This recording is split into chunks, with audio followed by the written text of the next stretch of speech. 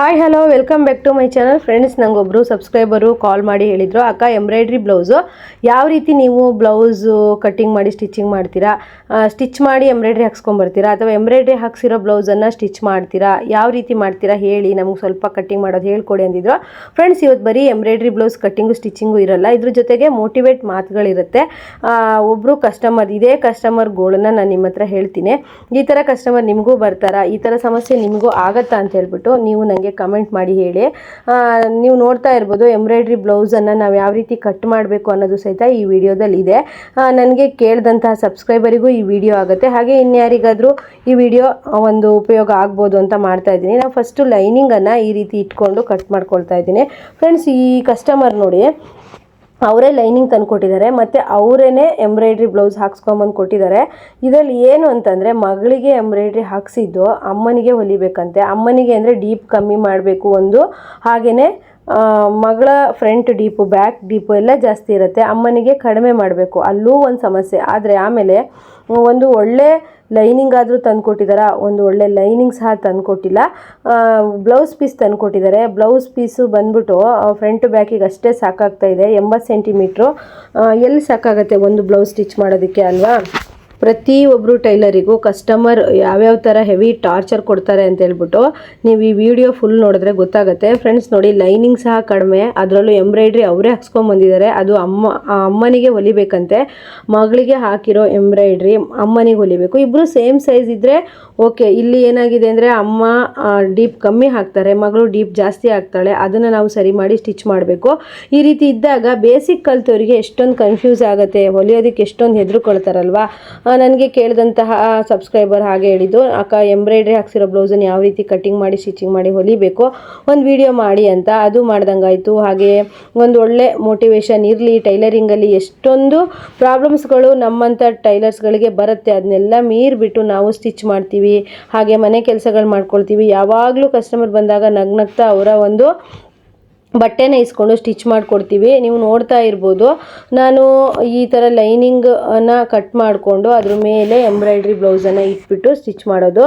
ಈ ಬ್ಲೌಸಿಗೆ sleeve cut ಮಾಡೋದಕ್ಕೆ ಬಟ್ಟೆನೇ ಇಲ್ಲ. ನೋಡ್ತಾ ಇರ್ಬೋದು, ಬೆಳಗ್ಗೆನೇ ಬೇಗ 6 ಗಂಟೆಗೆ ಕೊಡಬೇಕು ಅಂತ ಹೇಳಿದ್ದಾರೆ ಬ್ಲೌಸು.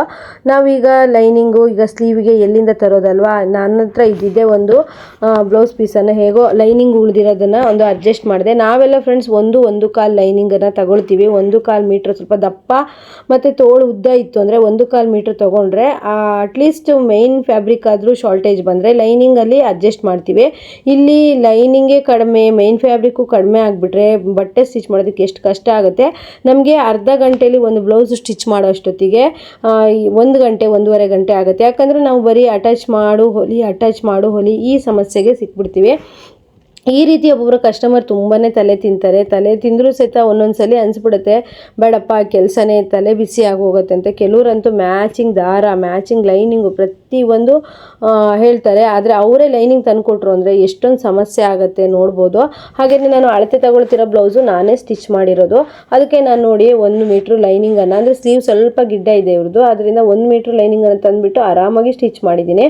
ಇಲ್ಲಿ ಇವರು ದುಡ್ಡು ಉಳ್ಸೋಕ್ಕೆ, ಅಂದರೆ ಲೈನಿಂಗ್ ಇಲ್ಲದೆ ಇದ್ದರೆ ಕಡಿಮೆ ಹೇಳ್ತಾರೆ ಅಂದ್ಬಿಟ್ಟು ಅವರೇ ಲೈನಿಂಗ್ ಕೊಡೋದಕ್ಕೆ ಹೋಗಿ ಒಂದು ಬ್ಲೌಸ್ ಪೀಸ್ ತಂದಿದ್ದಾರೆ. ಈಗ ನಾವು ಸ್ಲೀವ್ಗೆ ಬೇರೆ ಬಟ್ಟೆನ ಹಾಕಲೇಬೇಕು. ಈ ರೀತಿ ತುಂಬ ಸಮಸ್ಯೆಗಳನ್ನು ಕೊಡ್ತಾರೆ. ಮತ್ತು ಅಮ್ಮನಿಗೆ ಹೊಲಿಬೇಕು, ಮಗಳದು ಎಂಬ್ರಾಯ್ಡ್ರಿ ಅಳತೆಗೆ ಹಾಕ್ಸಿರೋದು, ಎಂಬ್ರಾಯ್ಡ್ರಿ ಮಗಳು ಬ್ಲೌಸಿನ ಅಳತೆಗೆ ಹಾಕ್ಸಿರೋದು, ಅದು ಅಮ್ಮನಿಗೆ ಕಟಿಂಗ್ ಮಾಡಿ ನಾವು ಸ್ಟಿಚ್ ಮಾಡಬೇಕು. ನೋಡಿ ಫ್ರೆಂಡ್ಸ್, ಕುತ್ತಿಗೆ ರೌಂಡಿಂಗ್ ಒಂದು ನೀವು ತಕ್ಕೊಳ್ಳೋದು ಬೇಡ ಎಂಬ್ರಾಯ್ಡ್ರಿಗೆ. ಮತ್ತು ನೀವು ಹಾರ್ಮೋನು ಮತ್ತು ಪಟ್ಟಿನ ಫ್ರಂಟಲ್ಲಿ ತಕ್ಕೊಂಬಿಡಿ, ಈಸಿ ಆಗುತ್ತೆ. ಆಗ ತುಂಬ ಕನ್ಫ್ಯೂಸ್ ಆಗಲ್ಲ ಮಿಷನ್ ಎಂಬ್ರಾಯ್ಡ್ರಿ ಹಾಕ್ಸಿರೋ ಬ್ಲೌಸಿಗೆ ಸ್ಟಿಚ್ ಮಾಡೋದಕ್ಕೆ. ಅದೇ ನೀವು ಹಾರ್ಮೋಲ್ ತಕ್ಕೊಂಡಿಲ್ಲ ಅಂದರೆ ಸ್ವಲ್ಪ ಕನ್ಫ್ಯೂಸ್ ಆಗುತ್ತೆ. ಅದರಿಂದ ಫ್ರಂಟು ಡೀಪು ಎಲ್ಲ ಮಾರ್ಕ್ ಮಾಡಿಕೊಂಡು ನೀವು ಬಟ್ಟೆ ಮೇಲೆ ಇಟ್ಟು ಕಟ್ ಮಾಡಿಕೊಂಡು ಸ್ಟಿಚ್ ಮಾಡ್ಬೋದು. ಈಗಂತೂ ಎಲ್ಲರೂ ಸಹ ಲೈನಿಂಗನ್ನೇ ಕಟ್ ಮಾಡ್ತಾರೆ. ಮೊದಲೆಲ್ಲ ಮೇನ್ ಫ್ಯಾಬ್ರಿಕ್ ಕಟ್ ಮಾಡ್ತಿದ್ರು, ಈಗ ಲೈನಿಂಗನ್ನೇ ಕಟ್ ಮಾಡ್ತಾರೆ. ನೋಡಿ, ಈ ರೀತಿ ಕಟ್ ಮಾಡಿಕೊಂಡು ಎರಡು ಉಲ್ಟಾ ಆಗಬಾರ್ದು ಅಂತ ಹೇಳ್ಬಿಟ್ಟು ನೀವು ಅದ್ರ ಮೇಲೆ ಮಾರ್ಕ್ ಮಾಡ್ಕೊಬೇಕಾಗತ್ತೆ. ಇದು ಮೇನ್ ಫ್ಯಾಬ್ರಿಕ್ ಬಂದ್ಬಿಟ್ಟು ಎಂಬ್ರಾಯ್ಡ್ರಿ ಹಾಕಿಸಿ ತೊಗೊಂಡು ಬಂದಿದ್ದಾರೆ. ಹಾಗೆಯೇ ನೋಡ್ತಾ ಇರ್ಬೋದು, ಒಂದು ಬ್ಲೌಸನ್ನು 200 ಸ್ಟಿಚ್ ಮಾಡಿ 250 ಸ್ಟಿಚ್ ಮಾಡಿ ಅಂತಾರೆ. ಈಗ ದಾರದ ರೇಟ್ ಆಗಿರ್ಬೋದು, ಲೈನಿಂಗ್ ರೇಟ್ ಆಗಿರ್ಬೋದು, ಪ್ರತಿಯೊಂದು ರೇಟ್ ಜಾಸ್ತಿ ಆಗಿರೋದ್ರಿಂದ ನಮಗೂ ಸಹಿತ ಸ್ಟಿಚ್ ಮಾಡಿದ್ದಕ್ಕೂ ಏನು ಅಂದರೆ ಒಂದು ಅರ್ನಿಂಗ್ಸ್ ಆಗೋದೇ ಇಲ್ಲ. ದಿನ ಇಡೀ 4 ರಿಂದ 5 ಬ್ಲೌಸ್ ಸ್ಟಿಚ್ ಮಾಡಿದ್ರು 1,000 ರೂಪಾಯಿ ದುಡಿಯೋದು ಕಷ್ಟ ಇರುತ್ತೆ. ಅದರಲ್ಲಿ ಇಷ್ಟೆಲ್ಲ ಟೆನ್ಷನ್ಗಳು ಅಂದರೆ ಬೇಗ ಬೇಗ ಹೊಲಿಯೋ ಥರ ಬ್ಲೌಸ್ಗಳಿರೋದಿಲ್ಲ. ಈ ರೀತಿ ಲೈನಿಂಗ್ ಕಡಿಮೆ ಕೊಡೋದು, ಮೇನ್ ಫ್ಯಾಬ್ರಿಕ್ ಕಡಿಮೆ ಕೊಡೋದು, ಅಥವಾ ಅವ್ರ ಅಳತೆ ಇವ್ರ ಅಳತೆ ಅದು ಅಲ್ಟ್ರೇಷನ್ ಮಾಡಿ ಇದು ಅಲ್ಟ್ರೇಷನ್ ಮಾಡಿ ಅಂತೇಳಿ ಅರ್ಧ ಗಂಟೆಗೆ ಮುಗಿಯೋಂಥ ಬ್ಲೌಸನ್ನು ಒಂದು ದಿನ ಇಡೀ ಆಗೋ ಥರ ಆಗುತ್ತೆ. ಅದೇನೀಗ ಏನು ಅಂದರೆ ಈಗೀಗ ಕಲಿತಾ ಇರೋರಿಗಂತೂ ತುಂಬಾ ಕನ್ಫ್ಯೂಸ್ ಆಗುತ್ತೆ. ಏನೋ ಒಂದು ಬ್ಲೌಸು ಕೊಟ್ಟರು ಕಸ್ಟಮರ್ ಅಂದರೆ ಈ ಥರ ಎಲ್ಲ ಸಮಸ್ಯೆ ಇದ್ದರೆ ಬಟ್ಟೆ ಹೊಲಿಯೋದೇ ಕಷ್ಟ ಅಂತೇಳ್ಬಿಟ್ಟು ಈಗೀಗ ಬೇಸಿಕ್ ಕಲಿಯೋರಂತೂ ಟೈಲರಿಂಗನ್ನೇ ಬಿಟ್ಬಿಡ್ತಾರೆ. ಅದರಿಂದ ನೋಡಿ, ಎಂಬ್ರಾಯ್ಡ್ರಿ ಹಾಕಿರೋ ಬ್ಲೌಸ್, ಇದು ಸಿಂಪಲ್ ಎಂಬ್ರಾಯ್ಡ್ರಿ ಹಾಕ್ಸಿದ್ದಾರೆ. ಅದನ್ನು ನಾವು ಹೇಗಂದರೆ ಅಲ್ಲಿ ಅವರು ಬಾರ್ಡ್ರ್ ಲೆಸ್ ಮಾಡಿ ಮಗಳ ಅಳತೆಗೆ ಹಾಕಿರೋದು. ಇಲ್ಲಿ ಅಮ್ಮನ ಅಳತೆಗೆ ಸ್ಟಿಚ್ ಮಾಡೋದ್ರಿಂದ ಬಾರ್ಡರ್ ಬರಲೇಬೇಕು, ಇಲ್ಲ ಅಂತಂದರೆ ಉದ್ದ ಕಡಿಮೆ ಆಗುತ್ತೆ. ಅದರಿಂದ ನಾನು ನೋಡಿಕೊಂಡು ಬಾರ್ಡರ್ ಸ್ವಲ್ಪ ಬರೋಷ್ಟು ಅಳತೆ ಮಾಡಿಕೊಂಡು ಇಟ್ಕೊಳ್ತಾ ಇದ್ದೀನಿ. ಫ್ರೆಂಡ್ಸ್, ಒಂದು ಸಲ ಎಲ್ಲ 2 ಸಲ ಯೋಚನೆ ಮಾಡಿ ನೀವು ಕಟ್ ಮಾಡೋದಕ್ಕಿಂತ ಮುಂಚೆ, ಯಾಕಂದರೆ ಕಟಿಂಗ್ ಆದಮೇಲೆ ಫ್ಯಾಬ್ರಿಕ್ ಹಾಳಾದಮೇಲೆ ಏನೂ ಮಾಡೋದಕ್ಕೆ ಬರಲ್ಲ. ಆದ್ದರಿಂದ ನೀವು ಕಟಿಂಗ್ ಮಾಡೋದಕ್ಕಿಂತ ಮುಂಚೆ 2 ಸಲ ಎಲ್ಲ 3 ಸಲ ಯೋಚನೆ ಮಾಡಿ ಕಟ್ ಮಾಡಿ. ಯಾಕಂದರೆ ಒಂದೊಂದು ಸಲ ನಾವು ಫ್ರಂಟ್ ಉಲ್ಟಾ ಹೊಲಿಯೋದಾಗಿರ್ಬೋದು, ಬ್ಯಾಕಲ್ಲಿ ರೌಂಡ್ ಶೇಪು ನೀಟಾಗಿ ಬ್ಯಾಕಲ್ಲಿ ಬರದೇ ಇರೋದಾಗಿರ್ಬೋದು, ಈ ರೀತಿ ತಪ್ಪುಗಳನ್ನು ಮಾಡ್ತಾ ಇರ್ತೀವಿ. ನಾವೀಗ ಬರೀ ಲೈನಿಂಗ್ ಬ್ಲೌಸು ಸಾದಾ ಬ್ಲೌಸು ಹೊಲಿತೀವಿ, ಮಿಷನ್ ಎಂಬ್ರಾಯ್ಡ್ರಿ ಹೊಲಿಯಲ್ಲ ಅಥವಾ ಹ್ಯಾಂಡ್ ಎಂಬ್ರಾಯ್ಡ್ರಿ ಬ್ಲೌಸ್ ಹೊಲಿಯಲ್ಲ ಅಂತ ಹೇಳಿದ್ರೆ ಕಸ್ಟಮರು ಬೇರೆ ಕಡೆ ಹೋಗ್ಬಿಡ್ತಾರೆ. ಅಂದರೆ ಪೇಟೆಗಳಿಗೆ ತೊಗೊಂಡೋಗಿ ಅಷ್ಟು ಬಟ್ಟೆನೂ ನಾರ್ಮಲ್ ಬ್ಲೌಸ್ ಆಗಿರ್ಬೋದು, ಗ್ರ್ಯಾಂಡ್ ಬ್ಲೌಸ್ ಆಗಿರ್ಬೋದು ಪೇಟೆಗೆ ಕೊಟ್ಟು ಬರ್ತಾರೆ. ಹಳ್ಳಿಯಲ್ಲಿ ಹೊಲಿಯೋರಿಗೆ ನಿಜವಾಗ್ಲೂ ಬಟ್ಟೆ ಇರೋದೇ ಇಲ್ಲ. ಈ ಆಷಾಢ ಆಗಿರ್ಬೋದು, ಈ ಮಳೆಗಾಲದಲ್ಲಾಗಿರ್ಬೋದು, ಹಳ್ಳಿಯಲ್ಲಿ ಹೊಲಿಯೋರಿಗೂ ಬಟ್ಟೆ ಚೆನ್ನಾಗಿ ಬರಬೇಕು ಅಂತಂದರೆ ನೀವು ಎಲ್ಲ ಥರದ ಬ್ಲೌಸ್ಗಳನ್ನು ನಿಮಗೆ ಟೈಮ್ ಇದ್ದಾಗ ನೀವು ವಿಡಿಯೋ ನೋಡಿಕೊಂಡು ಕಲ್ತ್ಕೊಂಡು ರೆಡಿ ಇಟ್ಕೊಬೇಕು. ಮತ್ತು ನಿಮಗೆ ಬಟ್ಟೆ ಜಾಸ್ತಿ ಇದ್ದೇ ಬ್ಯಾಕ್ ನೆಕ್ಕನ್ನು ಡಿಸೈನ್ ಮಾಡಿ ಇಟ್ಕೊಳ್ಳಿ. ಇಲ್ಲ ಅಂತಂದರೆ ನಿಮಗೆ ಬ್ಲೌಸಿಗೆ ಬ್ಯಾಕ್ ನೆಕ್ ಮಾಡಿ ಇಟ್ಕೊಂಡ್ರೆ ಕಸ್ಟಮರಿಗೆ ಅಥವಾ ಸ್ಟೇಟಸ್ಗಳಿಗೆ ಹಾಕೋದಕ್ಕೆ ತುಂಬ ಹೆಲ್ಪ್ ಆಗುತ್ತೆ. ಆ ರೀತಿ ಹಾಕೋದ್ರಿಂದ ನಿಮಗೆ ಕಸ್ಟಮರ್ ಜಾಸ್ತಿ ಆಗ್ತಾರೆ. ನೋಡ್ತಾ ಇರ್ಬೋದು, ನಾನು ಹಾರ್ಮೋಲ್ ಅಷ್ಟೇ ಶೇಪ್ ತಕ್ಕೊಂಡು ಬ್ಯಾಕ್ ನೆಕ್ ಶೇಪ್ ತೆಗ್ದಿಲ್ಲ.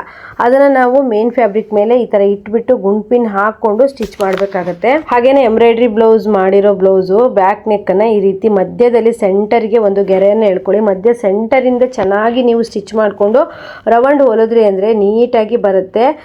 ಹಾಗೆಯೇ ಫ್ರೆಂಡ್ಸ್, ಇನ್ನಷ್ಟು ವೀಡಿಯೋಗಳು ನಮ್ಮ ಚಾನಲಲ್ಲಿ ಪ್ರತಿಯೊಂದು ಬ್ಲೌಸ್ ಕಟ್ಟಿಂಗು ಸ್ಟಿಚಿಂಗು ಹಾಕ್ತೀನಿ. ಯಾವುದೇ ಥರ ನೀವು ₹1 ಫೀಸ್ ಕಟ್ತೇನೂ ಸಹಿತ ನಮ್ಮ ಚಾನಲಲ್ಲಿ ನೋಡಿ ಕಲಿಬೋದು. ಅದೇ ರೀತಿ ನಿಮ್ಗೆ ಏನಾದರೂ ಕನ್ಫ್ಯೂಸ್ ಇದ್ದರೂ ಸಹಿತ ನನ್ನಲ್ಲಿ ಕಮೆಂಟ್ ಮಾಡ್ಬೋದು. ಹಾಗೆ 40 ಮತ್ತು 42 ಸೈಜಿನ ಪ್ರಿನ್ಸ್ ಕಟ್ ಅಥವಾ ಬೋಟ್ ನೆಕ್ ಬ್ಲೌಸ್ ಕಟ್ಟಿಂಗ್ ಹೇಳಿ ಅಂದಿದ್ದಾರೆ.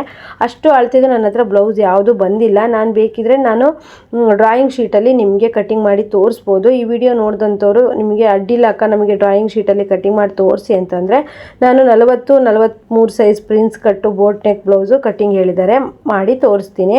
ನೋಡ್ತಾ ಇರ್ಬೋದು, ಎಡ್ಜಲ್ಲಿ ಬಂದುಬಿಟ್ಟು ನೀವು ರೌಂಡಾಗಿ ಸ್ಟಿಚ್ ಮಾಡ್ಕೊತ ಹೋಗಬೇಕು. ಈ ರೀತಿ ರೌಂಡ್ ತಿರ್ಸುವಾಗ ಜಾಸ್ತಿ ನೀವು ಬಟ್ಟೆನ ಒಂದು ಸೈಡಿಗೆ ಎಳ್ಕೊಂಡ್ರೆ ರೌಂಡ್ ಶೇಪು ನೀಟಾಗಿ ಬರೋದಿಲ್ಲ. ಹಾಗಾಗಿ ಎಂಬ್ರಾಯ್ಡ್ರಿ ಮಾಡಿಸಿರೋ ಬ್ಲೌಸ್ ಅಲ್ವಾ, ನಾವು ಎಷ್ಟು ನೀಟಾಗಿ ಸ್ಟಿಚ್ ಮಾಡ್ತೀವೋ ಅಷ್ಟು ನೀಟಾಗಿ ಹೊಲಿದಾದ್ಮೇಲೆ ಕೂತ್ಕೊಳ್ಳುತ್ತೆ. ಈಗ ನೋಡಿ ಫ್ರೆಂಡ್ಸ್, ನೀಟಾಗಿ ಒಂದು ರೌಂಡ್ ಸ್ಟಿಚ್ ಹಾಕಾದ್ಮೇಲೆ ನೀವು ಕಟ್ ಮಾಡಿಕೊಂಡು ಸೈಡೆಲ್ಲ ಕಟ್ ಮಾಡಿಕೊಂಡು ಮತ್ತೆ ನೀವು ಉಲ್ಟಾ ಫೋಲ್ಡ್ ಮಾಡ್ಬೋದು. ಹಾಗೆಯೇ ಫ್ರೆಂಡ್ಸ್, ಕಸ್ಟಮರು ಏನು ಅಂತಂದರೆ ಅವರು ಟೈಲರ್ಸ್ಗಳಿಗೆ ಬಟ್ಟೆನ ಹೇಗೆ ಕೊಟ್ರು, ಎಷ್ಟೇ ಕಡಿಮೆ ಪೀಸ್ ಕೊಟ್ರು ನಮಗೆ ಹೊಲ್ದು ಕೊಡಬೇಕು ಅನ್ನೋದು ಮೈಂಡ್ ಸೆಟ್ಟು ಕಸ್ಟಮರಿಗಿರುತ್ತೆ. ಅದೇ ಅವರು ಒಂದು ಅರ್ಧ ಗಂಟೆ ನಾವು ಬ್ಲೌಸ್ ಹೊಲಿಯೋದನ್ನು ಕುತ್ಕೊಂಡು ನೋಡಿದ್ರೆ ಎಷ್ಟೊಂದು ಸಮಸ್ಯೆಗಳು ಬರುತ್ತೆ, ಪ್ರಾಬ್ಲಮ್ಸ್ ಬರುತ್ತೆ ಸ್ಟಿಚ್ ಮಾಡ್ಬೇಕಾರೆ ಅಂತೇಳಿ ಗೊತ್ತಾಗುತ್ತೆ. ಕೆಲವೊಂದು ಸತಿ ಹೆಂಗಾಗತ್ತೆ ಅಂತಂದರೆ ನಾವು ಸ್ಟಾರ್ಟಿಂಗಿಂದನೂ ಮುಗಿಯೋವರೆಗೂ ಅದು ಒಂದಲ್ಲ ಒಂದು ಸಮಸ್ಯೆ ಕೊಡ್ತಿತ್ತು. ಆ ಬ್ಲೌಸು ಅರ್ಧ ಗಂಟೆಲಾಗೋದು, ಅರ್ಧ ದಿನವೇ ಆಯಿತು ಅಂದಾಗ ಎಷ್ಟೊಂದು ಬೇಜಾರಾಗುತ್ತೆ. ಈ ಬ್ಲೌಸ್ ತೆಗೆದು ಮೂಲೆಗೆ ಒಗಸಿ ಮತ್ತೊಂದು ಬ್ಲೌಸ್ ಹೊಲಿಬೋದಲ್ವಾ ಅಂತ ಅನಿಸುತ್ತೆ. ಯಾವತ್ತೂ ನೀವು ಆ ತಪ್ಪು ಮಾಡಬೇಡಿ. ನೀವು ಬ್ಲೌಸ್ ಹೊಲಿಬೇಕಾದ್ರೆ ಏನಾದರೂ ತಪ್ಪಾಯಿತು ಅಂದರೆ ಅದು ಅದೇ ಕ್ಷಣವೇ ನೀವು ಬಿಚ್ಚಿ ಸರಿ ಮಾಡಿ ರೆಡಿ ಮಾಡಿಬಿಡಿ. ಯಾಕಂದರೆ ನೀವು ಒಂದು ಸರಿ ಪಕ್ಕಕ್ಕೆ ತೆಗೆದಿಟ್ಟರೆ ಏನಾದರೂ ಪ್ರಾಬ್ಲಮ್ ಬಂತು ಬ್ಲೌಸು ಅಂತೇಳಿ ಪಕ್ಕಕ್ಕೆ ತೆಗೆದಿಟ್ಟರೆ ಮತ್ತೆ ನಿಮಗೆ ಅದನ್ನು ಹೊಲಿದು ಕಸ್ಟಮರ್ಗೆ ಕೊಡೋದಕ್ಕೆ ಆಗೋದೇ ಇಲ್ಲ. ಆದ್ದರಿಂದ ನಿಮ್ಗೆ ಏನಾದರೂ ಪ್ರಾಬ್ಲಮ್ ಅಂದರೆ ಈ ತಕ್ಷಣವೇ ಬಿಚ್ಚಿಬಿಟ್ಟು ಈ ತಕ್ಷಣವೇ ರೆಡಿ ಮಾಡಿಬಿಡಿ. ಯಾಕಂದರೆ ಸರಿ ಮಾಡೋಕ್ಕೆ ಬರುತ್ತೆ. ನೀವು ತೀರಾ ಬ್ಲೌಸನ್ನು ಕಟ್ಟಿಂಗ್ ಮಾಡಿ ಹಾಳು ಮಾಡಿಲ್ಲ ಅಂದರೆ ಸ್ವಲ್ಪ ಸ್ವಲ್ಪ ಪರವಾಗಿಲ್ಲ ಅಂತಂದರೆ ಸರಿ ಮಾಡೋದಕ್ಕೆ ಬರುತ್ತೆ. ಬಟ್ಟೆ ಅಷ್ಟೊಂದು ನೀವು ಹೆದರ್ಕೊಳ್ಳೋದು ಬೇಡ. ಯಾಕಂದರೆ ಒಬ್ಬೊಬ್ಬರು ಬಟ್ಟೆನ ಈಗ ಮೊನ್ನೆ ನನಗೊಬ್ಬರು ಕಾಲ್ ಮಾಡಿದವರು ಹೇಳಿದ್ರು, ಅಕ್ಕ ಎಂಬ್ರಾಯ್ಡ್ರಿ ಮಾಡಿ ತಂದು ಕೊಟ್ಟಿದ್ರು, ನಾನು ಇಸ್ಕೊಳ್ಳೋದಕ್ಕೆ ಹೋಗಲಿಲ್ಲ, ಹೆದರ್ಕೊಂಡು ಹಾಗೆ ಕೊಟ್ಬಿಟ್ಟೆ. ಮದುವೆ ಬಟ್ಟೆ ಅಂತ ಹೇಳಿದ್ರು. ಯಾವತ್ತೂ ಆ ತಪ್ಪು ಮಾಡಬೇಡಿ, ಯಾಕಂದರೆ ನಿಮಗೆ ಬಂದಿರೋಂಥ ಅವಕಾಶನ ನೀವು ಕಳ್ಕೊಂಡ್ರೆ ಮತ್ತೆ ಬರಲ್ಲ. ಅವರು ಇನ್ನೂ 2 ಜನ ಕೇಳ್ತಾರೆ, ಇಲ್ಲ ಅವಳಿಗೆ ಹೊಲಿಯೋಕ್ಕೆ ಬರಲ್ವಂತೆ, ಎಂಬ್ರಾಯ್ಡ್ರಿ ಹಾಕ್ಸಿರೋ ಬ್ಲೌಸು ಹೊಲಿಯೋಕ್ಕೆ ಬರಲ್ವಂತೆ ಅಂತ ಹೇಳ್ಬಿಟ್ಟು ಈ ರೀತಿ ಹೇಳಿಬಿಡ್ತಾರೆ 4 ಜನಕ್ಕೆ. ಅವ್ರು ಒಬ್ಬರೇ ಇಟ್ಕೊಂಡ್ರೆ ಪರವಾಗಿಲ್ಲ, ಅವರು ಇನ್ನೊಂದು 4 ಜನ ಕೇಳಿದಾಗ ನಿಮ್ಮ ಕಸ್ಟಮರ್ ಬರೋರು ಸಹ ಬರಲ್ಲ. ಅದರಿಂದ ನೀವು ಒಂದು ಬ್ಲೌಸ್ ಹೊಲ್ದು ಕೊಡ್ತೀನಿ, ಅದನ್ನು ನೋಡಿ ನೆಕ್ಸ್ಟು ನಿಮಗೆ ಕರೆಕ್ಟ್ ಅನಿಸಿದ್ರೆ ಮತ್ತೆ ಹೊಲಿಸ್ಕೊಳ್ಳಿ ಅಂತ ಹೇಳಿ ಕೊಡಬೇಕು. ನಾನು ಸಹ ಅವ್ರಿಗೆ ಅದೇ ಐಡಿಯಾನೇ ಕೊಟ್ಟೆ, ಒಂದು ಬ್ಲೌಸನ್ನು ಹೊಲ್ಕೊಳ್ಳಿ, ನೆಕ್ಸ್ಟು ನಿಮಗೆ ಸರಿ ಆಯಿತು ಅಂತಂದರೆ ಮತ್ತೆ ಹೊಲಿಸಿದ್ರೆ ಆಯಿತು ಅಂತ ಹೇಳಿ ವಾಪಸ್ ಕಳಿಸ್ಬೇಡಿ ಅಂತ ಹೇಳಿದೆ. ಹೌದು, ನಮ್ಗೆ ಯಾವುದೇ ಥರ ನಮಗೆ ಡಿಸೈನ್ ಬ್ಲೌಸ್ ಆಗಿರ್ಬೋದು, ಎಂಬ್ರಾಯ್ಡ್ರಿ ಬ್ಲೌಸ್ ಆಗಿರ್ಬೋದು ಬಂದರೆ ಆದಷ್ಟು ನಿಮಗೆ ಟ್ರೈ ಮಾಡಿ. ಇನ್ನು ಕೊನೆ ಕ್ಷಣದಲ್ಲಿ ನಮಗೆ ಆಗ್ತಾನೇ ಇಲ್ಲ ಅಂತ ಹೇಳಿದ್ರೆ ಇನ್ನೇನು ಮಾಡೋಕ್ಕಾಗೋದಿಲ್ಲ, ನೀವು ಕಸ್ಟಮರ್ಗೆ ಹೇಳಬೇಕಾಗತ್ತೆ. ಹಾಗೆಯೇ ಫ್ರೆಂಡ್ಸ್, ತುಂಬ ಜನ ಬಂದಿರೋಂಥ ಅವಕಾಶಗಳು ಬಟ್ಟೆಗಳನ್ನು ಬಿಟ್ಕೊಳ್ತಾರೆ. ಅಂದರೆ ಈ ಡಿಸೈನ್ ಬರಲ್ಲ ನನಗೆ, ಆ ಡಿಸೈನ್ ಬರಲ್ಲ, ನೀವು ಬೇರೆ ಕಡೆ ಹೋಗಿ ಹೊಲಿಸಿ ಅಂತ ಹೇಳ್ಬಿಟ್ಟು ತುಂಬ ಹಳ್ಳಿಯಲ್ಲಿ ಹೆದರ್ತಾರೆ, ಹೇಳ್ತಾರೆ. ಆ ರೀತಿ ಮಾಡಬೇಡಿ. ನೀವು ಸಹಿತ ಸಕ್ಸಸ್ಫುಲ್ ಟೈಲರ್ ಆಗಬೇಕು ಅಂತ ಅಂದರೆ ನಿಮಗೆ ಬಂದಿರೋಂಥ ಅವಕಾಶಗಳನ್ನು ಉಪಯೋಗಿಸ್ಕೊಳ್ಳಿ. ಹಾಗೆಯೇ ಫ್ರೀ ಟೈಮಲ್ಲಿ ಒಳ್ಳೊಳ್ಳೆ ಬ್ಯಾಕ್ನಿಕ್ ಡಿಸೈನ್ಗಳು ನಮ್ಮ ಯೂಟ್ಯೂಬಲ್ಲಿ ಆಗಿರ್ಬೋದು, ಇನ್ಸ್ಟಾದಲ್ಲಿ ಆಗಿರ್ಬೋದು ಸಿಗುತ್ತೆ. ಅದನ್ನು ನೋಡಿಕೊಂಡು ನೀವು ಕಲ್ತ್ಕೊಳ್ಳಿ. ಯಾಕಂದರೆ ಯಾವ ಟೈಮಲ್ಲಿ ಯಾವ ಡಿಸೈನು ನಮಗೆ ಕಸ್ಟಮರು ತಂದು ಕೊಡ್ತಾರೆ ಹೊಲಿಯೋದಕ್ಕೆ ಅಂತೇಳಿ ನಿಜವಾಗ್ಲೂ ಗೊತ್ತಿಲ್ಲ. ಅದು ಆ ರೀತಿ ಆಗತ್ತೆ, ನಮಗೂ ಆ ರೀತಿ ಆಗಿ ನಾನು ನಿಮಗೆ ಹೇಳ್ತಾ ಇರೋದು. ಅಂದರೆ ಈ ಡಿಸೈನ ಕಲ್ತ್ರೆ ಆಯಿತು, ಮಾಡಿದರೆ ಆಯಿತು, ಇರಲಿ ಬಿಡು ಅಂತ ಹೇಳ್ತೀವಿ. ಅದೇ ಡಿಸೈನ್ ಬ್ಲೌಸನ್ನು ತಂದು ಈ ರೀತಿ ಸ್ಟಿಚ್ ಮಾಡಿ ಅಂತಾರೆ. ಆಗ ನಾವು ರಾತ್ರಿ ಹಗಲು ನಮಗೆ ಗೊತ್ತಿದ್ರೆ ಆಯಿತು, ಗೊತ್ತಿಲ್ಲ ಅಂತಂದರೆ ಚಾನಲ್ನೆಲ್ಲ ನೋಡಿಬಿಟ್ಟು ಮತ್ತೆ ನಾವು ಹೊಲಿಯೋದಕ್ಕೆ ಹೋದಾಗ ತುಂಬಾ ಟೈಮ್ ಹಿಡಿಯುತ್ತೆ. ಆದ್ದರಿಂದ ನಿಮಗೆ ಟೈಮ್ ಇದ್ದಾಗ ಒಳ್ಳೊಳ್ಳೆ ಬ್ಲೌಸ್ಗಳನ್ನು ಕಲ್ತ್ಬಿಡಿ ಅಥವಾ ಟ್ರೈ ಮಾಡಿ. ಟೈಲರಿಂಗಲ್ಲಿ ಫ್ಯಾಷನ್ಗಳು ದಿನ ದಿನ ಚೇಂಜ್ ಆಗ್ತಾ ಇರೋದ್ರಿಂದ ಯಾವ ಟೈಮಿಗೆ ಯಾವ ಥರ ಡಿಸೈನ್ಗಳು ಮತ್ತು ಫ್ಯಾಷನ್ಗಳು ಬದಲಾಗತ್ತೆ ಅಂತ ಗೊತ್ತಿಲ್ಲ. ಅದನ್ನೆಲ್ಲ ನಾವು ಹೊಲಿಯೋದು ಕಲ್ತಾಗ ಮಾತ್ರ ನಾವು ಪರ್ಫೆಕ್ಟ್ ಟೈಲರ್ ಆಗೋದಕ್ಕೆ ಸಾಧ್ಯ. ಹಾಗೆ ನಂಗೆ ಇನ್ನೊಬ್ಬರು ಕಾಲ್ ಮಾಡಿ ಕೇಳಿದರು, ಅಕ್ಕ ನಾವು ಶಾಪ್ ಮಾಡಬೇಕು, ನಮ್ಮ ಬಟ್ಟೆ ಬರಲ್ಲ ಮನೆಯಲ್ಲಿ, ಹಾಗೆ ಹೇಗೆ ಅಂತೇಳಿ. ಫ್ರೆಂಡ್ಸ್, ನಾನು ಒಂದು ಹೇಳ್ತೀನಿ, ನೀವು ನೀಟಾಗಿ ಫಿನಿಶಿಂಗ್ ಆಗಲಿ ಅಥವಾ ಟೈಮ್ ಕರೆಕ್ಟಾಗಿ ಕಸ್ಟಮರ್ಗೆ ಬಟ್ಟೆ ಕೊಡೋದಾಗಲಿ, ನೀವು ಕಸ್ಟಮರ್ ಹತ್ರ ಒಳ್ಳೆ ಬಾಂಧವ್ಯದಿಂದ ಇದ್ದರೆ ನಿಮ್ಗೆ ಎಷ್ಟೇ ದೂರದಲ್ಲಿದ್ದರೂ ಸಹಿತ ಕಸ್ಟಮರು ಬಟ್ಟೆನ ಹುಡ್ಕೊಂಬಂದು ಕೊಡ್ತಾರೆ. ಈಗೆಲ್ಲ ಸೋಷಿಯಲ್ ನೆಟ್ವರ್ಕ್ ಚೆನ್ನಾಗಿ ಇರೋದ್ರಿಂದ ತುಂಬ ದೂರದಿಂದ ಸಹಿತ ಕೊರಿಯರ್ ಮಾಡಿ ನಿಮಗೆ ಬಟ್ಟೆನ ಕೊಡುವಂಥದ್ದು ಈಗ ನಡೆಯುತ್ತೆ. ಹಾಗೆಯೇ ಫ್ರೆಂಡ್ಸು, ನಾ ಹೇಳೋದು, ಈಗ ಬಟ್ಟೆ ಸ್ಟಿಚ್ ಮಾಡೋಕ್ಕೆ ಕೊಡೋ ಕಸ್ಟಮರ್ ಆಗಿರ್ಬೋದು, ಈ ವಿಡಿಯೋ ನೋಡಿದ್ರೂ ಹೇಳೋದು, ಆದಷ್ಟು ನೀವು ಸ್ವಲ್ಪ ಜಾಸ್ತಿ ಬಟ್ಟೆನ ಟೈಲರ್ಸ್ಗಳಿಗೆ, ಅಂದರೆ ಲೈನಿಂಗ್ ಆದರೂ ಸ್ವಲ್ಪ ಜಾಸ್ತಿ ಕೊಡಿ ಅಂತೇಳಿ. ಈ ರೀತಿ ಕಡಿಮೆ ಕೊಟ್ಟಾಗ ನಾವು ಹೇಗೆ ಸ್ಟಿಚ್ ಮಾಡಬೇಕು, ಹಾಗೆಯೇ ಈ ರೀತಿ ಕಡಿಮೆ ಬಟ್ಟೆ ಕೊಡ್ತಾರೆ, ಏನಾದರೂ ಸ್ವಲ್ಪ ಬ್ಲೌಸ್ ಮಿಸ್ಟೇಕ್ ಆದ್ರೂ ಸಹಿತ ಮತ್ತೆ ನೀವು ಹೊಲಿದಿದ್ದೇ ಸರಿಯಾಗಿಲ್ಲ ಅಂತ ಹೇಳ್ತಾರೆ. ಈಗ ತುಂಬ ವರ್ಷದಿಂದ ಟೈಲರಿಂಗ್ ಗೊತ್ತು, ನಮಗೆ ಪ್ರಾಕ್ಟೀಸ್ ಇದೆ ಅಂದರೆ ಹೇಗೋ ಅಡ್ಜಸ್ಟ್ ಮಾಡಿ ಹೊಲ್ದು ಬಿಡ್ತೀವಿ. ಆದರೆ ಈಗ ಬೇಸಿಕ್ ಕಲಿತಾ ಇರೋರು ಈ ರೀತಿ ಕಡಿಮೆ ಲೈನಿಂಗ್ ಎಲ್ಲ ಕೊಟ್ಟಾಗ ಅವರು ಬ್ಲೌಸನ್ನು ಹಾಳು ಮಾಡುವಂಥ ಸಾಧ್ಯತೆ ಇರುತ್ತೆ. ಮತ್ತು ಈಗ ಟೈಲರಿಂಗ್ ಕಲಿತಾ ಇರೋರಿಗೆ ನಾನು ಏನು ಹೇಳ್ತೀನಿ ಅಂದರೆ, ನೀವು ಸ್ವಲ್ಪ ಕಲಿತ ತಕ್ಷಣ ನಾನು ಬ್ಲೌಸ್ ಹೊಲಿತೀನಿ ಅಂತೇಳಿ ಇಸ್ಕೊಂಡು ಕಸ್ಟಮರ್ ಬಟ್ಟೆನ ಹಾಳು ಮಾಡಿಬಿಡಿ. ಯಾಕಂದರೆ ನೀಟಾಗಿ ಕಲೀರಿ. ನಿಮಗೆ 1 ತಿಂಗಳು 2 ತಿಂಗಳು ಅಥವಾ 6 ತಿಂಗಳು ಟೈಮ್ ತಗೊಂಡು ನೀಟಾಗಿ ನೀವು ಫಿನಿಶಿಂಗು ಫಿಟ್ಟಿಂಗು ಎಲ್ಲ ಕಲ್ತ್ಬಿಟ್ಟು ನೀವು ಕಸ್ಟಮರಿಗೆ ಫಸ್ಟು ಸ್ಟಾರ್ಟಿಂಗಿಂದನೇ ನೀವು ಒಳ್ಳೆ ದುಡ್ಡನ್ನು ಇಸ್ಕೊಂಡು ಹಾಗೆ ನೀಟಾಗಿ ಸ್ಟಿಚ್ಚಿಂಗು ಫಿಟ್ಟಿಂಗು ಎಲ್ಲ ಕೊಟ್ಟರೆ ನೀವು ಫಸ್ಟಿಂದನೇ ಕಾಸ್ಟ್ಲಿ ಅಮೌಂಟನ್ನು ಇಸ್ಕೊಬೋದು. ಅದೇ ನೀವು ಅರ್ಧ ಕಲ್ತ್ಬಿಟ್ಟು ಹೊಲ್ದು ಕೊಡ್ತಾ ಇದ್ದೀರಾ ಅಂತಂದರೆ ಅವರು ಕೊಟ್ಟಷ್ಟು ಅಮೌಂಟನ್ನು ಇಸ್ಕೊಬೇಕಾಗತ್ತೆ. ಅವರ ದಬ್ಬಳಿಕೆಗೆ ನಾವು ಹೆದರ್ಕೋಬೇಕಾಗತ್ತೆ. ಅದರಿಂದ ನಾನು ಹೇಳೋದು, ನೀವು ಜನಕ್ಕೆ ನಾನು ಬಟ್ಟೆ ಸ್ಟಿಚ್ ಮಾಡ್ತಿದ್ದೀನಿ ಅಂತೇಳಿ ಹೇಳೋದಕ್ಕಿಂತ ಮುಂಚೆ ನೀಟಾಗಿ ಎಲ್ಲ ಥರನೂ ಫ್ಯಾಷನಲ್ಲಿ ನೀವು ಕಲ್ತ್ಕೊಂಡು ಫಿನಿಶಿಂಗ್ ಎಲ್ಲ ಚೆನ್ನಾಗಿ ಬಂದಿದೆ ಅಂತ ನಿಮಗೆ ಕನ್ಫರ್ಮ್ ಆದಮೇಲೆ